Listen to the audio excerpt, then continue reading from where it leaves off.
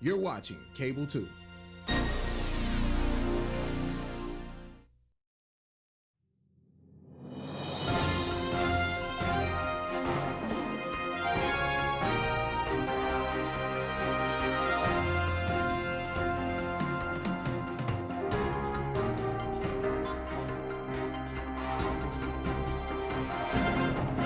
Good afternoon. I'm Leah Crowley, Chair of Buildings and Grounds for the Winston-Salem Forsyth County School Board. I'm calling to order the Buildings and Grounds Committee, and we have two of our members here, and we know of at least one, maybe two more on the way. But since we do have a lot on our agenda for discussion, we're going to go ahead and start.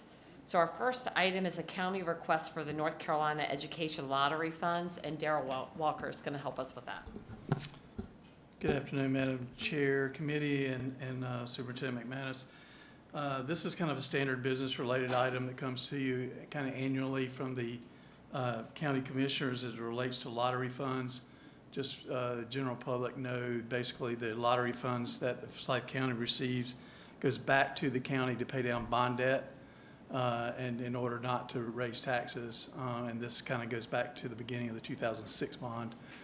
This agreement is in place. So it's just kind of a standard business practice item at this point. Okay, are there any questions about that? All right, great. And we're going to move on to, we have a couple Piedmont Natural Gas easements. We'll start with the one at Sedge Garden. Yes, this is, again, another standard basic. You remember I brought you an easement a while back about the new highway that's coming through bypass. This is the Piedmont Natural Gas easement to install a gas line along that construction project that runs adjacent to our property at Sedge Garden Elementary. Again, just kind of a basic standard temporary easement that comes to you for approval. Okay. Entertain any questions if you have any. Any? Okay, let's move on to item 3. I think Nick's going to take this one. Okay. Nick Seba, our Director of Construction and Facilities.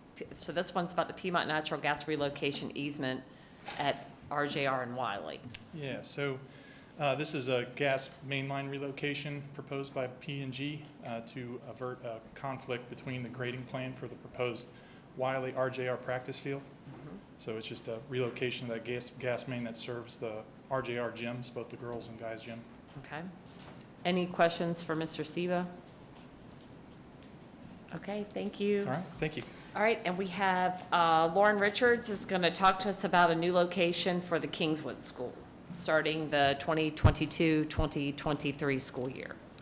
These guys were fast this evening. I know. Good evening, committee chair, board members, and superintendent.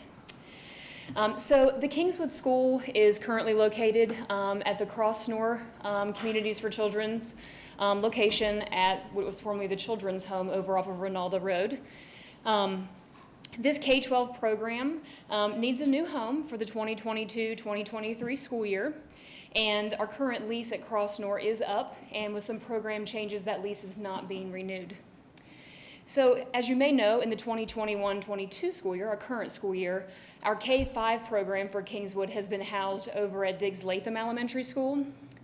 And as we've been exploring different options throughout our community, looking at some of our existing facilities as well, and talking to some of our community partners, we have been able to identify a location that we believe will be a great home for the school. And in talking with our internal staff, our principal, and some of our instructional folks, we believe that it is best for our K-12 program to be housed back in one facility again, rather than that program being split. And based on those unique program needs, also trying to have them in one facility where they can do those program things daily and support those students and not disrupt other students and other students disrupting them. So right now the option that we are looking at is a property owned by Winston-Salem State University. Excuse me.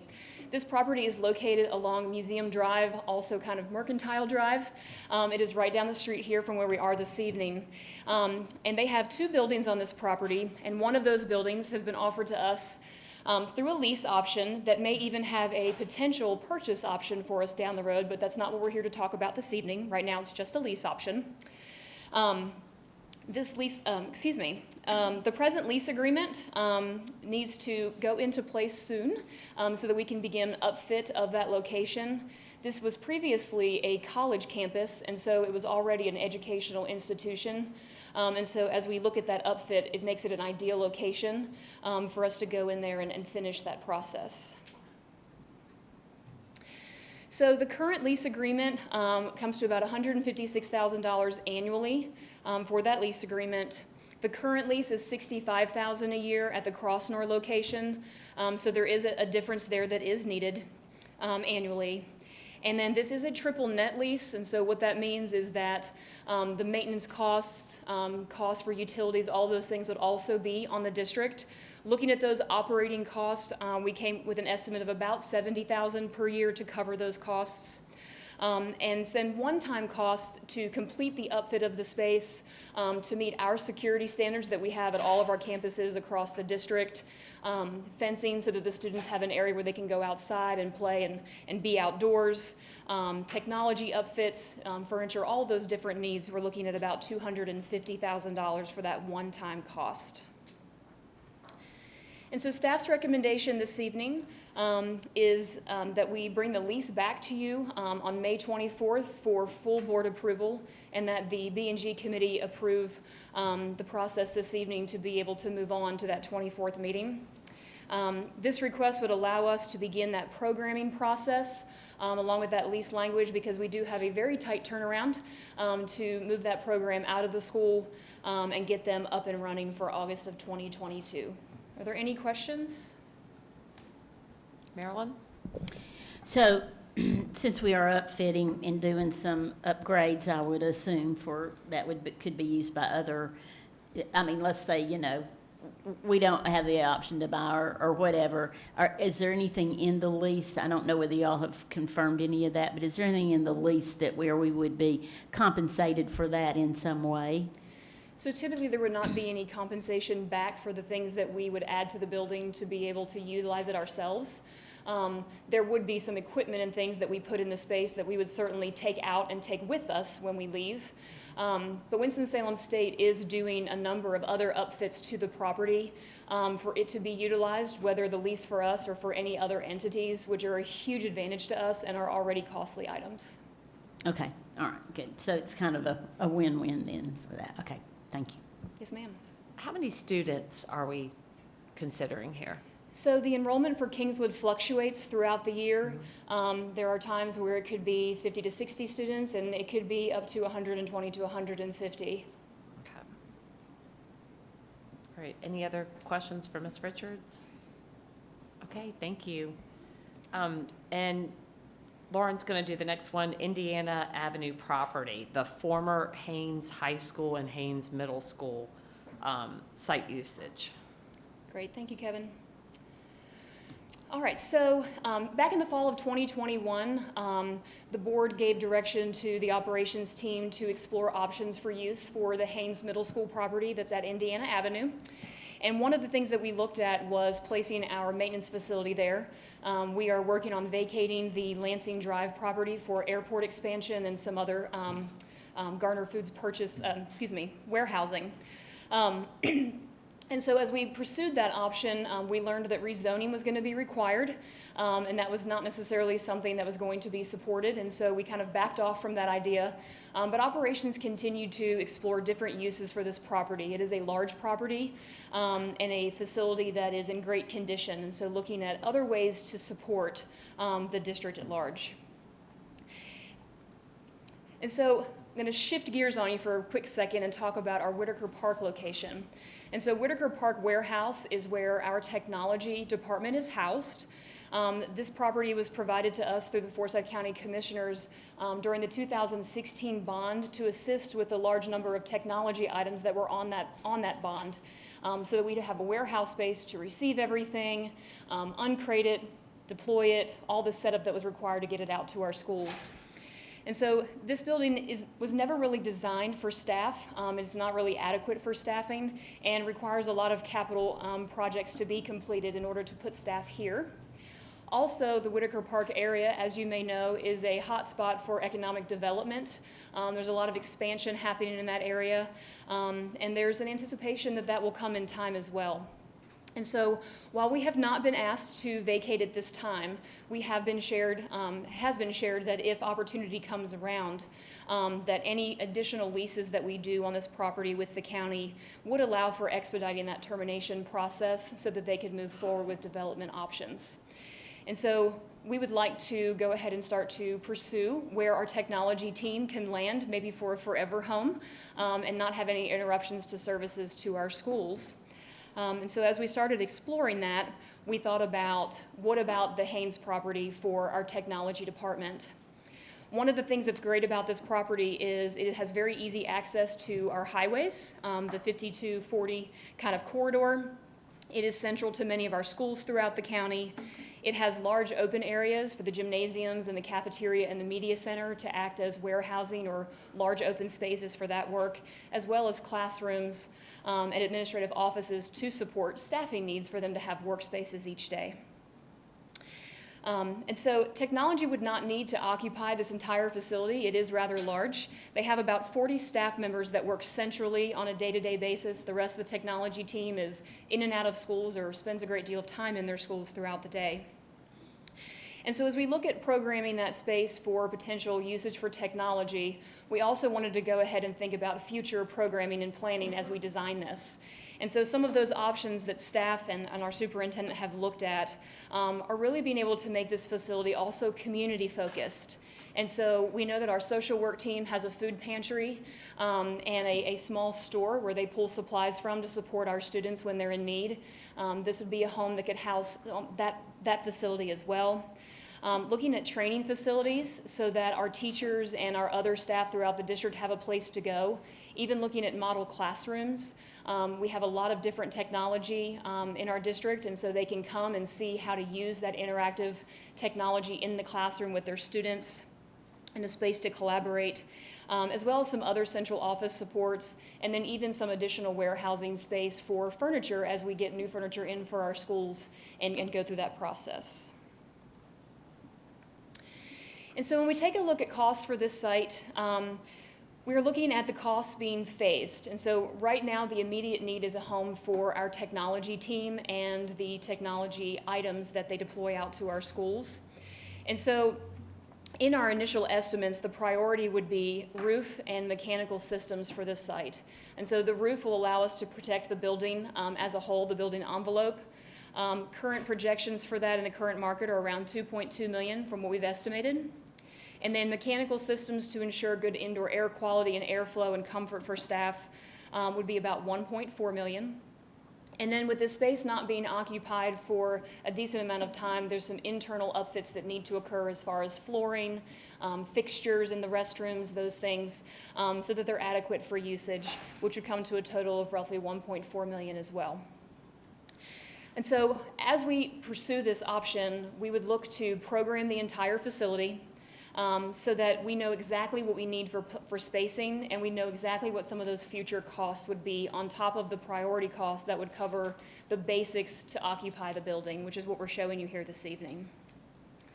And so the recommendation for staff is for the B&G committee to approve the occupancy of this space, to go to full board on May 24th for a full vote to reoccupy this space at Indiana Avenue, which is the former Haynes property.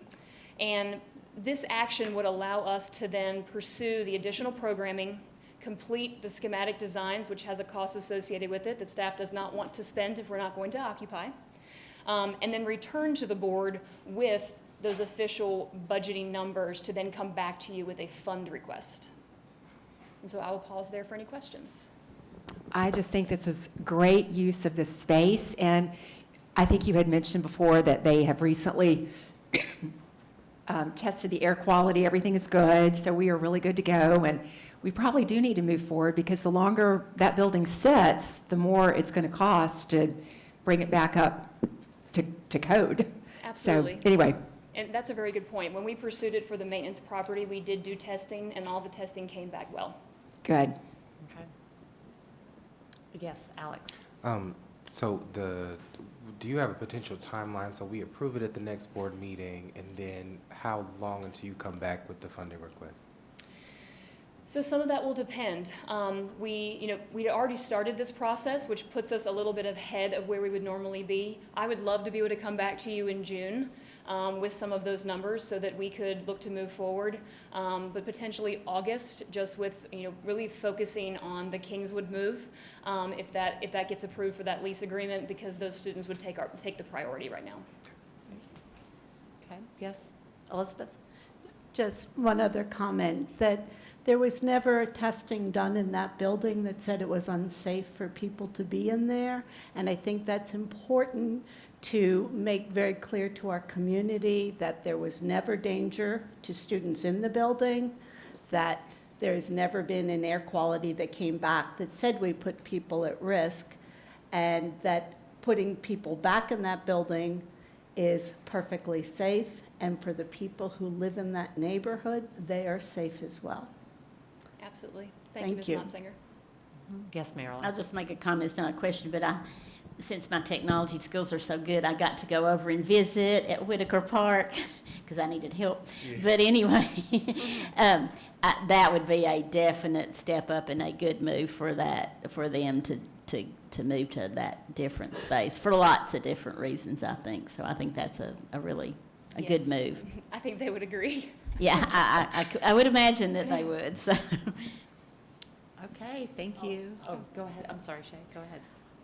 And I think that there was some interest with from the city to sort of build capacity around the community with the building. So I would just hope that, possibly we could, see if there's any capacity to do some things together, maybe with the city, since they did initiate usage for that building for some community type programming. So although that part of maybe moving forward didn't happen, I think this is an opportunity for us to kind of reach back out and see where their interest maybe is with some community programming with the school system. Sure. Yep. Thank you. Yes. Board Member Woodbury, we would definitely, before we said, let's partner on something, so I think partnering would be a great move. Okay, great. We're going to move into our action items. The first one is to consider approval of the county request for the North Carolina Education Lottery Funds. Is there a motion? So moved. Second. Thank you. Any questions or discussion? All those in favor? Anybody opposed? Good, the motion carries. The next item is to consider approval of the Piedmont Natural Gas easement at Sedge Garden. Is there a motion to approve? Move approval. Thank you. A second? Second. Any discussion or questions? All those in favor? Anybody opposed? Great. The next one is to consider approval of the RJR gas line service and main easement. Is there a motion to approve? Move approval. Thank you. A second? Marilyn. Marilyn, thank you. Any questions or discussion? All those in favor? Anybody opposed? Great. The next item is to consider approval of the lease agreement to relocate the Kingswood School. Move approval. Thank you. Second. Second is Marilyn. Any questions or discussion? All those in favor? Anybody opposed? The motion carries. And the final one is to consider approval of usage of Indiana Avenue property for use for programs and staff. Move for approval. Thank you. Second. Thank you. Any questions or discussion? Great. All those in favor? Anybody opposed? The motion carries. So our next Buildings and Grounds meeting will be June 14th. And by that time, we'll have had graduated a lot of students, and people will be running down the street screaming, "Yay, it's summer." So Buildings and Grounds is now adjourned. All right, I'm going to go ahead and call to order the Policy Committee. The board members who are on this committee are myself, Dana Cotto-Jones, Board Member Woodbury, Elizabeth Monsinger, and Leah Crowley. We have one discussion item this evening, and that is Policy 5117, Assignment of Pupils, with our attorney, Deion Jenkins. Good evening, Mr. Bohannon. board members, and Superintendent McManus. I'm actually here just to more so introduce this topic, and then I'm going to turn it over to Dr. Roseborough and Dr. McMillan to explain the changes that are being proposed. So if you all will recall, a few months ago, there were some board workshops and some discussions around some changes and some alignment with our magnet school programs, as well as an opportunity for you all to provide some feedback about factors that you would like to see taken into consideration in assignment of students. Well, we are in the process now of reviewing and revising all of our assignment policies. Most of them are administrative regulations, but this is the one policy that does require your board approval. We will, as we make those changes and present them to the superintendent, get her approval, obviously share those ARs with you so that you will be aware. But the proposed revisions tonight are intended to align the policy with our equity policy, to incorporate the feedback that you all provided about the factors you'd like to see as far as assignment decisions in general, and then also to incorporate some language from an upcoming Magnet Schools of America grant application. And so with that intro, I'll turn it over to Dr. McMillan.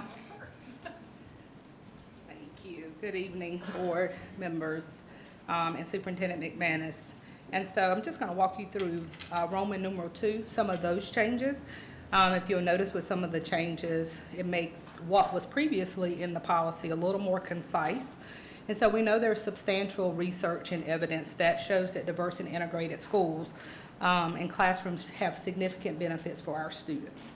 And so we want to start with that, not only academically, but also socially. As Deon Jenkins mentioned as well, we are wanting to pursue the Magnet Schools Assistance Grant. And so changes under Roman numeral 2, let me scroll down so everyone can see it here,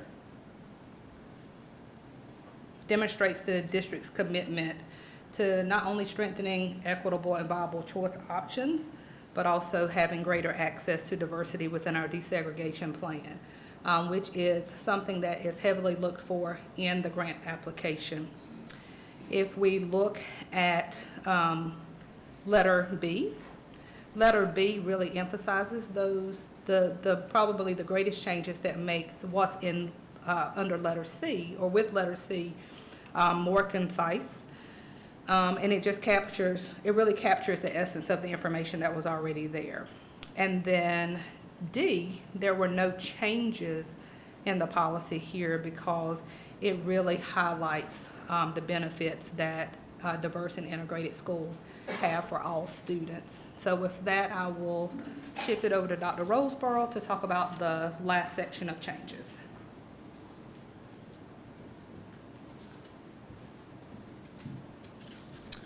Okay, so Section 3 just highlights our school student assignment policy in which we're currently following. So there's no changes to the student assignment sections other than we have a proposed change of letter C, which is each elementary and middle school should have a specific themed choice program or enhancement. That's something that we changed years ago. So we're asking for the removal of C, but keep everything else as is, where our students will continue to make their choices among 4 to 5 schools if they're at the elementary level. At the middle school level, they choose among 3 schools. And then our capacities, making sure that we keep our capacities intact and that students can still choose a school outside of their zone to the greatest extent possible if space is available. And we will continue to provide transportation we will not provide transportation for out-of-zone students, but we will make sure that students have the opportunity to get transportation if they're in zone or with their magnet school choice options. For G, for students with disabilities, we still follow those guidelines and we work alongside with the EC office to make those placements if students receive special services. I deals with our magnet schools and making sure that we continue to strive for the true purpose of magnet schools, which is to bring diverse groups of students together, maximizing racial and economic integration. So we want to continue to show and demonstrate that our current plan will enhance and maximize that opportunity, which is the true premise of magnet schools, is to bring that diverse population together. And then J deals with our alternative schools, where we will continue to operate those on a voluntary, involuntary basis. These schools shall serve students who may function and achieve better outside of the traditional school setting. So very minimal changes to the actual student assignment policy, but we want to make sure that we're putting emphasis on the true purpose of magnet schools, which is to diversify our student population to the greatest extent possible. Our current choice plan does that. However, we must be intentional with our language in the policy if we do plan on pursuing additional assistance for our magnet school programs. Yes, Board Member Munsinger.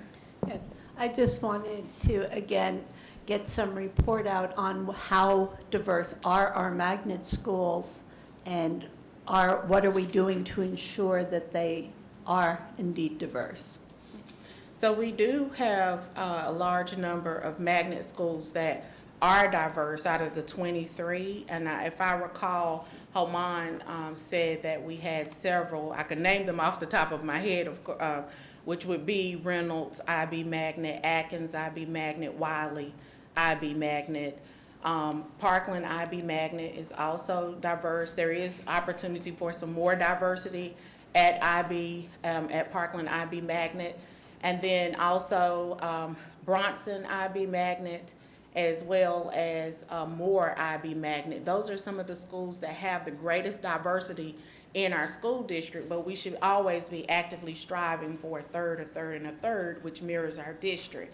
So when we apply for the Magnet School Assistance Grant, we would put into the grant that we want our magnet schools to be intentional about their recruitment activities of recruiting populations that may not be present within their zone area, since we have residential and magnet, as well as actively recruiting all over the district for their programs. Our goal is to make sure families start to follow the programming and not per se the perception of school as we continue to build up the programs in the district. So we will be focusing indeed on making sure that the student bodies are diverse in our magnet schools.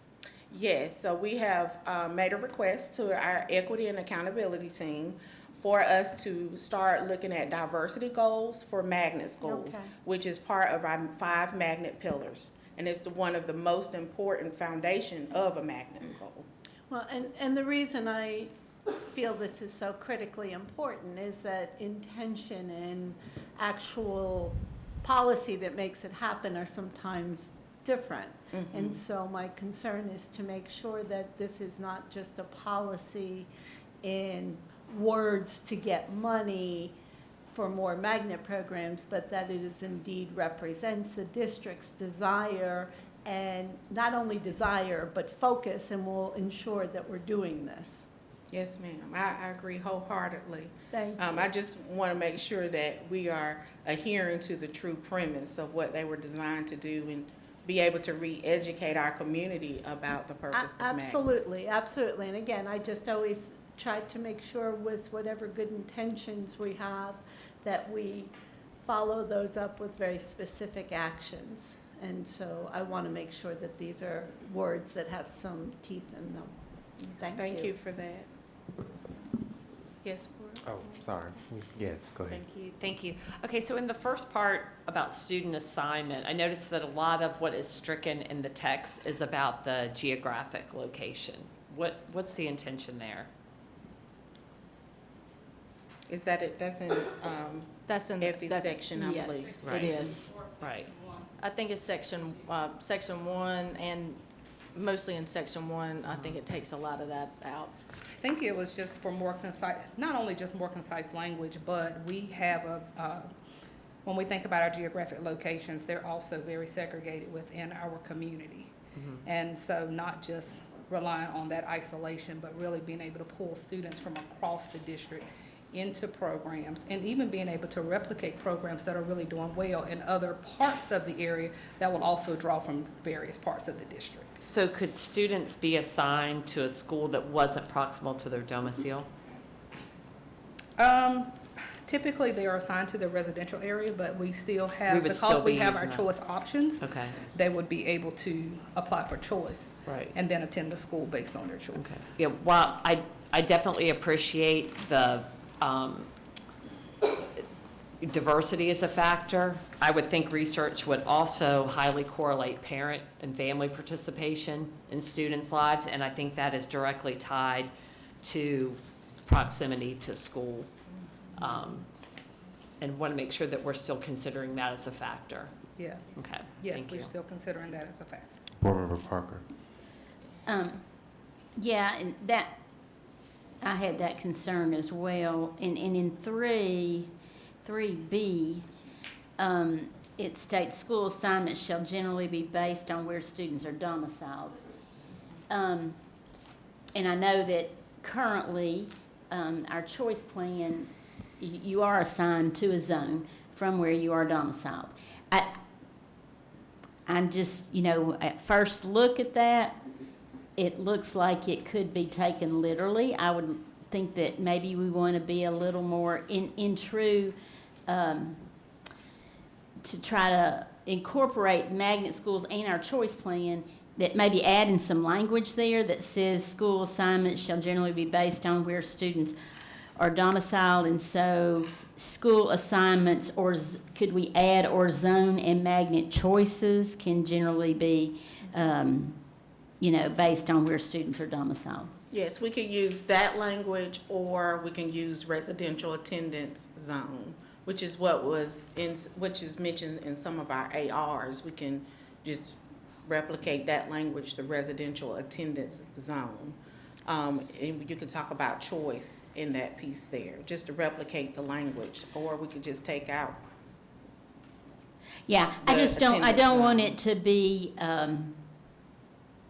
interpreted by someone that you can only go to your domiciled school. Yes, ma'am. That you have, and that you do have other options, and that nobody can be pigeonholed into, well, this is your only choice.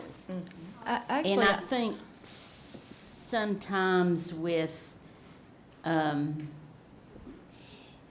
parents, and this really goes back to your magnet choices and your zone choices. I think parents sometimes, because it's a pretty convoluted system choice, for somebody who is a first-time parent enrolling in school, or who has a language barrier. And so and sometimes I think what they're told at the schools is, well, you didn't sign it, you didn't do a choice card, so now you got to go to this school. And I certainly, I think we need to make sure that our language, we would take out any language anywhere that would, that could be used where we could pigeonhole children and say, this is your only one and only choice, or that we take choice away from anybody. So Yes, that's my We will concern. refine that as well to include choice, and as well as the term domicile. We'll make sure they understand that they still have choice. Yeah, and I would just like the language changed, because somebody can, a different board, or a different superintendent, or a different or different whoever, could come in and interpret that differently. It doesn't, to me, yeah, you could use that if you needed to. Okay, we'll change it, no problem. Board I Member, agree. Board Member Cottle Jones. Yeah, I had some concern with just kind of the same piece where, with B, student assignment areas will be developed by balancing, to the extent possible, a student assignment plan that promotes the mission and vision, which I get that does, by creating a diverse and inclusive student body. But how, minimizing isolation of socioeconomic groups, we know that right now in the way our zones are done, there's certain areas in our community that happens. So if we're putting this in, we don't really say how we're doing that. And I read that and I think, well, so we passed this, and then in, a couple more months, are we now using this to say, board, now we're gonna redo your area plan, or we're changing things around. It just, how are we gonna do that unless you're gonna completely change it, or you're gonna bus students, or we're gonna do something like that, which I don't think we want to do. And if we're gonna do this, and the way we're doing that is through magnets, then maybe we should say that we're doing it through magnets. I don't know, like minimizing schools with a single race majority. We know that we do have some of those, but if we're gonna keep community schools, you know, how are we gonna do that? So I don't like I don't like the way it kind of starts off. I guess, would it be your suggestion that we include with our magnet schools and even with choice Right. of the opportunity to maximize as much as possible? Because again, just like you said, within our zones, each zone, sometimes it is more racially segregated than others. So I think we can Maybe we definitely just look say at that how. language.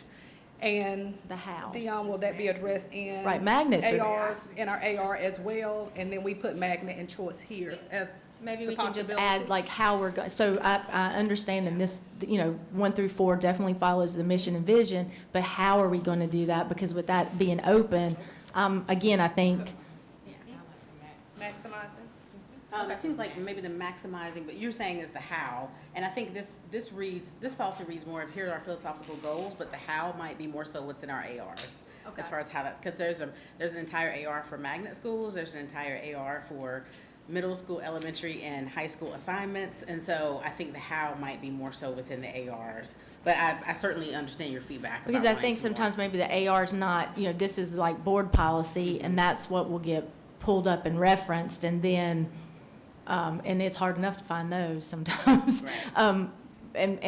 You know, maybe if there's just a way to say it's your reference to this AR that's gonna be the how, or, I don't know, I think you get the, And I so maybe mean, we can just say the for magnet flavor. and choice, maximizing racially and socioeconomic group representation within our schools. within our schools or And something. I do think think- that's great. I think it's helpful to have an AR reference. I know sometimes you do that, but with everything, I just think we should, because, you know, great day. It's like going to the library and looking through the microfiche or something in the old days. We have about 340 Yeah. some policies and ARs combined, so yes, that makes sense. Yeah, exactly. I mean, just the thoughts of having to go do that, you know, makes me lose hair or something, so. Sure. We can take all this back and bring this back to you. It's very good feedback. Yeah, absolutely, good feedback. And if you're not, you know, in a position tonight as a committee to vote to send it out to public comment, we can certainly bring these changes back to you next month. Or we could do both. We could still send it out for public comment, make the changes that you proposed, and then bring it back to you again. Okay, so I had a question. So the Roman numeral 1, the language that's been striked, do we currently have a schools of choice pupil assignment plan that's been adopted by the Board of Education? Or is that language just so Well, that's currently what's represented in our policies and AR. right. So right now, we have a policy passed by the board that is supplemented by the ARs. The ARs are more about the details. Yes. The board policy is just establishing sort of that we have a policy. Correct. And what the board's philosophy is with regard to the makeup of the attendance zones, et cetera. Right, and the ARs will be crafted based on the policy. The ARs are crafted based on the policy, okay. I just wanted to make sure we sort of clarify, because I think members of the public aren't always so clear about the difference between an AR and board policy. So that's all I had. Are there any final questions before we move on to the action items? No. I was just going to mention that introduction, it clearly needs to be updated because it says 1995 to I know. 1996 Yes. school year, which seems very inappropriate to be in an ongoing policy. And there also are references to No Child Left Behind, which is no longer law. Right, So we wanted to exactly. update that as well. Right.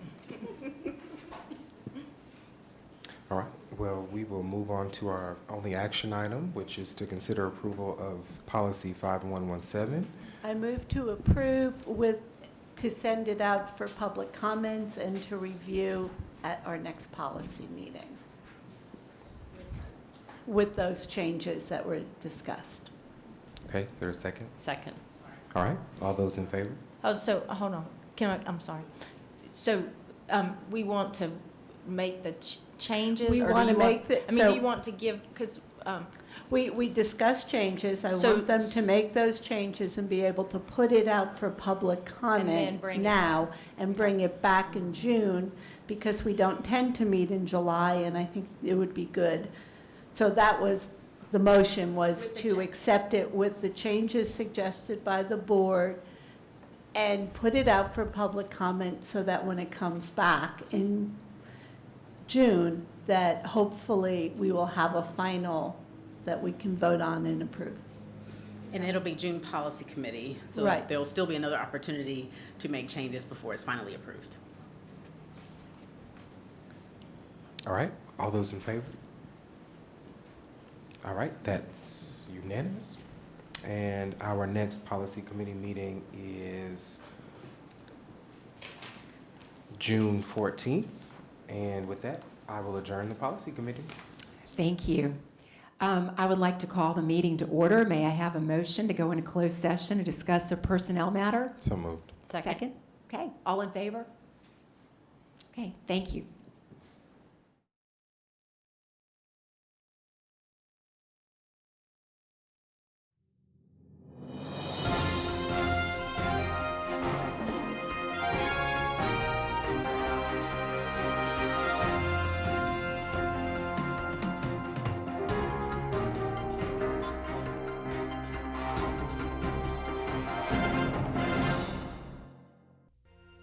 Thank you for joining us on your school channel, Cable 2.